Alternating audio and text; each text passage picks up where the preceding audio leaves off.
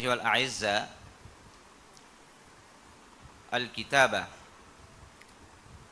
أنا أتكلم حول أهمية الكتابة. فاعلموا أن الكتابة والإنشاء أمر واحد. لو تقول له الإنشاء وكذلك لو قلت له الكتابة، هذان اسمان لعلم واحد. فالكتابة له أهمية عظيمة والله.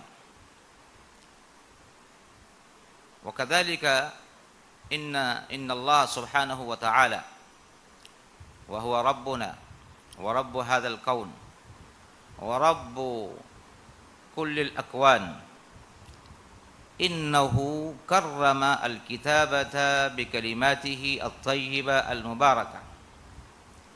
ماذا قال الله تعالى في كتابه المجيد؟ أعوذ بالله من الشيطان الرجيم. بسم الله الرحمن الرحيم. الرحمن علم القرآن خلق الإنسان علمه البيان. على الأغلب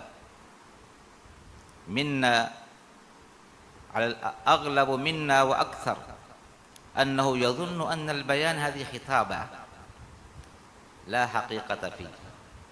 البيان قد ذكر العلماء والأئمة والبلغاء والأدباء والفصحاء وجل المفسرين البيان على قسمين: البيان باللسان والبيان بالقلم.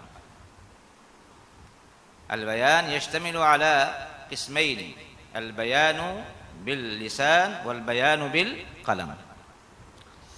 فهذا يكفي للكتابة شرفا وعظمة وأهمية.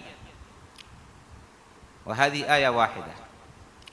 ثم قال الله تعالى في مقام آخر: الذي علم بالقلم. علم بالقلم.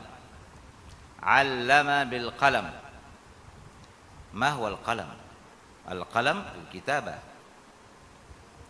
القلم الكتابة. ثم وصف ملائكته بالكتابة. قال تعالى: كراما كاتبين. كراما كاتبين. فالكتابة صفة الملائكة.